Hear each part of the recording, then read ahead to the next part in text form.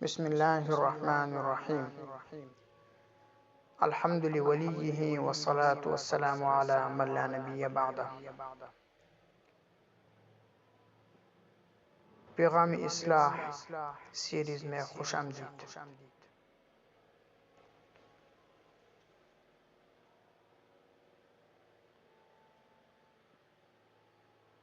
غصہ ایسا شعلہ ہے جو نہ صرف انسان کی دماغ کو جلاتا ہے بلکہ دلوں کو بھی راکھ کر دیتا ہے۔ آج کے معاشرے میں رشتے ناتوں کے ٹوٹنے، دوستوں کے بچھڑنے اور دلوں کو پھٹنے کی ایک بڑی وجہ غصہ ہے۔ آئیے جانتے ہیں کہ اسلام ہمیں غصے پر قابو پانے کی کیا درس دیتا ہے اور صبر کی طاقت کیسے ہمیں جیت دلاتی ہے۔ قرآن کریم میں رب العالمین فرماتا ہے وَالْكَاظِمِينَ الْغَيْظَ وَالْعَافِينَ عَنِ النَّاسِ وَاللَّهُ يُحِبُّ الْمُحْسِنِينَ۔ اور وہ ہوں جو غصے کو پی جاتے ہیں اور لوگوں کو معاف کر دیتے ہیں، اور اللہ احسان کرنے والوں کو پسند کرتا ہے۔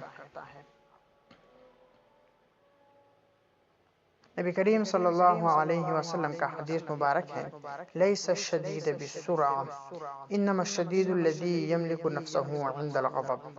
طاقتور وہ نہیں جو کسی کو پچال کر دے، بلکہ طاقتور وہ ہے جو غصے کے وقت اپنے نفس پر قابو پائے۔ غصے کے کچھ نقصانات ہیں۔ رشتوں میں دراڑ پیدا کرتا ہے، دل کی بیماریوں کا خطرہ ہوتا ہے، فیصلوں میں غلطی ہو جاتی ہے، زبان سے تکلیف دہ جملے نکلتے ہیں، ندامت اور شرمندگی محسوس ہوتا ہے، سکون قلب کا خاتمہ ہو جاتا ہے۔ غصے پر قابو پانے کے طریقے: وضو کر لینا چاہیے۔ حدیث کے مطابق غصے کے وقت وضو ٹھنڈک دیتا ہے۔ خاموشی اختیار کرنا چاہیے، جائے وقوع سے ہٹ جانا، اللہ کا ذکر کرنا، لا حول ولا قوت پڑھنا، دل میں فوراً معاف کرنے کی نیت پیدا کرنا چاہیے، اپنے نفس کو تربیت دینا چاہیے۔ صبر کی طاقت کیا ہے؟ صبر انسان کو بلند کرتا ہے۔ اللہ کی مدد صابرین کے ساتھ ہوتے ہیں۔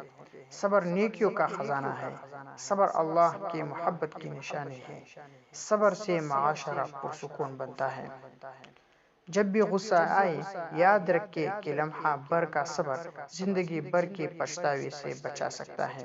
اپنی زبان، ہاتھ اور دل کو قابو میں رکھیں تاکہ اپنے خود بھی سکون میں رہیں اور آپ کے ارد گرد بھی محبت پھیلے۔